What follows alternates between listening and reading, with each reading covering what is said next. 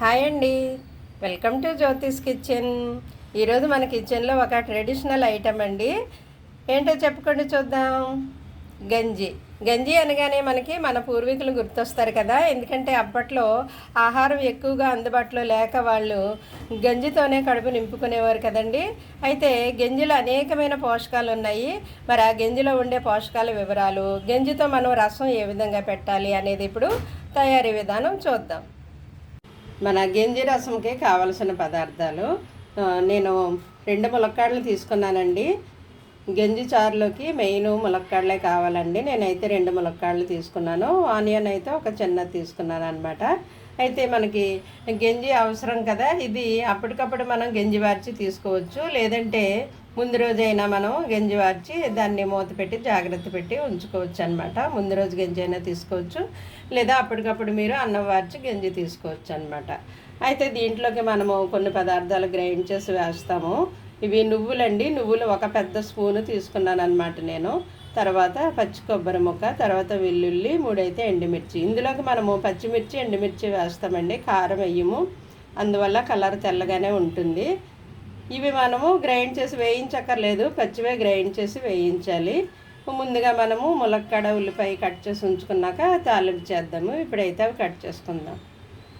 ములక్కాడలు ఈ విధంగా మనము సాంబార్లోకి పప్పుచారులోకి కట్ చేసినట్టు ఆ సైజు కట్ చేస్తే సరిపోతుంది. అలాగే ఉల్లిపాయ పొడవుగా కట్ చేయాలి. అలాగే పచ్చిమిర్చి చీలికలు కొద్దిగా నేను కొత్తిమీర తీసుకున్నాను, కరివేపాకు, కొంచెం జీలకర్ర అర స్పూను ఆవాలు. ఇవి తాలింపుకి కావాలన్నమాట. ఫస్ట్ మనం తాలింపు చేసి ములక్కాడలో ఉడకనిస్తాము. ఇవి మనకు కావాల్సిన పదార్థాలు. అయితే ఇవి మాత్రం గ్రైండ్ చేయాలన్నమాట. ముందు మనం తాలింపు చేసి ఇవన్నీ తాలింపులో వేగిన తర్వాత గంజేసి మరగనిస్తాము. తర్వాత ఇవి గ్రైండ్ చేసి ములక్కాడ బాగా ఉడికిన తర్వాత ఈ గ్రైండ్ చేసిన ముద్ద వేస్తామన్నమాట. ఇప్పుడైతే స్టవ్ ఆన్ చేసి తాలింపు చేద్దాం. స్టవ్ ఆన్ చేసి గిన్నె పెట్టుకుందామండి.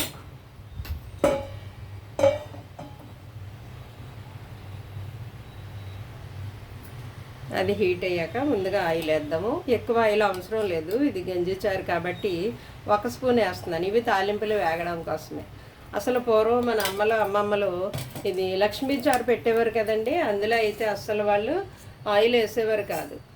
ఆయిల్ లేకుండానే చక్కగా దాంట్లో ఇంకా కూరగాయలు ఎక్కువ వేస్తారనమాట.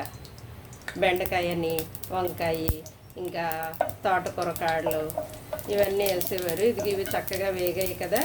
ఈ టైంలో మనం ఉల్లిపాయలు వేసేద్దాం.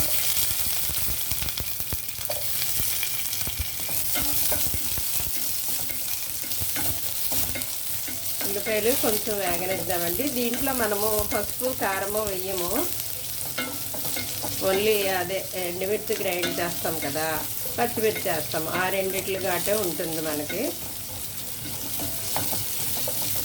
ఇలా ఉల్లిపాయలు వేగేటప్పుడే మనము ఈ కరివేపాకు, ఇంకా కొత్తిమీర, పచ్చిమిర్చి ఇవి కూడా వేసేసి వేగనిద్దాం.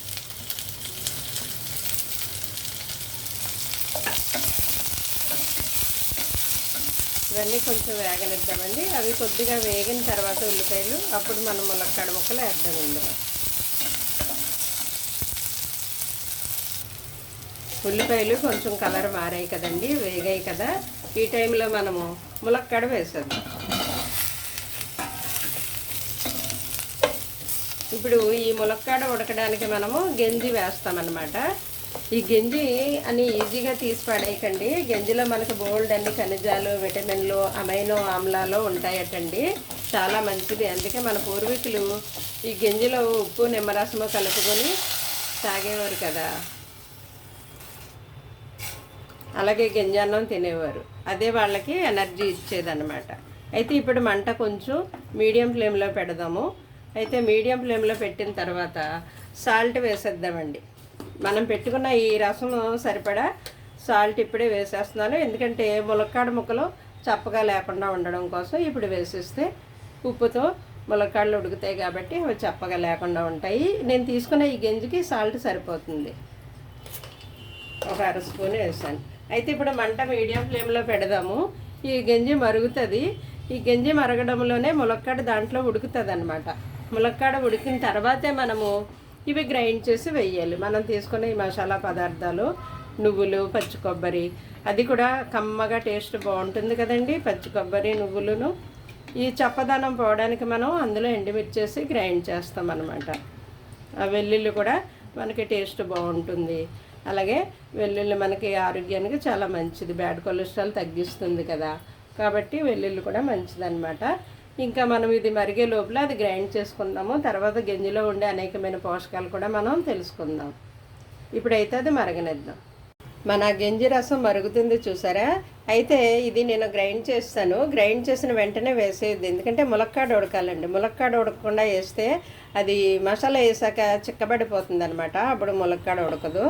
కాబట్టి ములక్కాడ ఉడికిన తర్వాతే మనము ఆ మసాలా ముద్ద ఇందులోకి వేయాలి. ఇదిగో చూసారా, ఇంకా పచ్చిగా ఉన్నాయి ములక్కాడలు, ఇంకా ఉడకాలన్నమాట. ఉడికిన తర్వాత మసాలా ముద్ద ఇందులో వేద్దాం. మన ములక్కాడలు చక్కగా ఉడికిపోయాయి. ఇదిగో చూసారా, కలర్ తెలిసిపోతుంది. ఇప్పుడు మనము మసాలా వేద్దాం, గ్రైండ్ చేసింది. ఈ ముద్ద అంతా ఇందులో వేసేసి కావాలంటే మిక్సీ కడిగి కొంచెం వాటర్ వేయచ్చు. మీరు ఏ కన్సిస్టెన్సీ కావాలనుకుంటున్నారో మీ ఇష్టమే. ఎందుకంటే కొంతమంది లూజ్గా పలచగా కావాలనుకుంటారు, కొంతమంది కొంచెం చిక్కగా ఉంటే బాగుంటుంది అనుకుంటారు కదా. సో ఎలా కావాలనుకుంటే అలాగా మన ఇష్టం వచ్చినట్టు మనం రెడీ చేసుకోవచ్చు అన్నమాట. ఈ రసం అనేది ఇందులో కొబ్బరి వేయడం వల్ల మనకి గుడ్ ఫ్యాట్ ఉంటుంది, అలాగే కమ్మటి టేస్ట్ బాగుంటుంది అన్నమాట. నువ్వుల్లో కూడా మంచి గుడ్ ఫ్యాట్ ఉంటుంది కదండి. ఇలాగా ఇది వేసిన తర్వాత కొంచెం మీడియం ఫ్లేమ్లో పెట్టి 1-2 నిమిషాలు మరిగితే చాలండి, మనం ఆపేయచ్చు అనమాట. 2 నిమిషాలే మరగనివ్వండి, పోనీ 5 నిమిషాలు, అంతకు మించి అవసరం లేదు. ఎందుకంటే ములక్కాడ ఉడికిపోయింది కదా, మళ్ళీ ఇది ముక్కలుగా చిదిగిపోతుంది అనమాట. అలా చిదిగిపోకూడదు. మనం ఆల్రెడీ తాలింపు చేసేసాము కాబట్టి ఇంక ఇందులో ఏమీ వేయక్కర్లేదు. కాకపోతే మీరు దించే ముందు సాల్ట్ ఒకసారి చూసుకోండి, ఉప్పు సరిపోతే ఆపేయడమే. మరీ పలుచగా వద్దు, మరీ చిక్కగా వద్దు. చూసారా, ఇలా ఉంటే బాగుంటుంది అనమాట కలుపుకోవడానికి, తినడానికి. ఒకవేళ మీకు ఉల్లిపాయలు ఇష్టం లేదంటే ఉల్లిపాయ అవాయిడ్ చేయండి. ఓన్లీ జీలకర్ర ధనియాలు అవి వేసి తాలింపు చేస్తే సరిపోతుంది అనమాట, ఉల్లిపాయ ఇష్టం లేని వారు.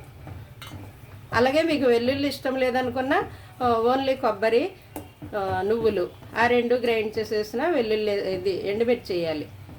వెల్లుల్లి ఇష్టం లేకపోతే దాన్ని స్కిప్ చేసి ఎండుమిర్చి నువ్వులు కొబ్బరి గ్రైండ్ చేసి వేసినా సరిపోతుందండి. కొంచెం 2 నిమిషాలు మరిగాక మనం ఆపేద్దాం. 2 నిమిషాలు మరిగిందండి మన రసము. నాకైతే సాల్ట్ సరిపోయింది. మీరు సాల్ట్ చూసుకుని ఈ టైంలో స్టవ్ ఆపేయచ్చు. పైనుండి కొద్దిగా కొత్తిమీర వేస్తే సరిపోతుందండి, టేస్ట్ బాగుంటుంది అనమాట కొత్తిమీర వేస్తే.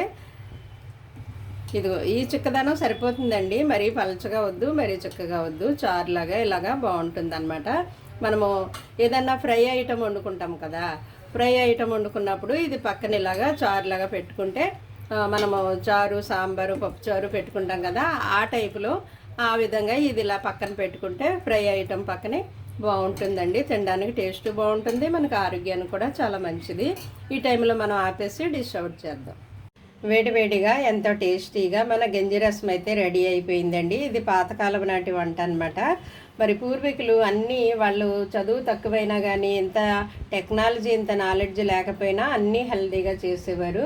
అయితే ఈ గంజి నీరసంగా ఉన్నప్పుడు తాగితే ఉత్సాహం వస్తుందట, నీరసం అలసట తగ్గుతుందట, గంజి జీర్ణ వ్యవస్థను మెరుగుపరుస్తుందట, అలాగే గంజి శరీరంలో ఉష్ణోగ్రతను నియంత్రిస్తుంది, గంజి చర్మాన్ని యవ్వనంగా ఉంచుతుంది, ఇంకా చర్మ వ్యాధులు తగ్గిస్తుందట. ఇంకా ఇంట్లో మజ్జిగ అందుబాటులో లేకపోతే గంజి అన్నము కడుపు నింపుకొని తాగేవారు కదా ఇదివరకు. అప్పుడు పొట్ట నిండుగా ఉండడమే కాకుండా శరీరాన్ని కూల్గా ఉంచేదట, అంటే శరీరం యొక్క వేడి తగ్గించేదనమాట. గంజి తాగడం వల్ల జ్వరము తగ్గుముఖం పడుతుందట. అలాగే గంజి ఒంట్లో వేడిని తగ్గించి చల్లబరుస్తుందట. ఇలా చెప్పుకుంటూ పోతే గంజి వల్ల మనకి అనేకమైన ఉపయోగాలు ఉన్నాయండి. ఇది ట్రెడిషనల్ ఆయా పాతకాలం నాటి వంటలు మరలా మనము గుర్తు చేసుకుంటూ వాటిని మనము మన ఫుడ్లో ఇంక్లూడ్ చేసుకుని ఆరోగ్యంగా ఉందాం. Thank you.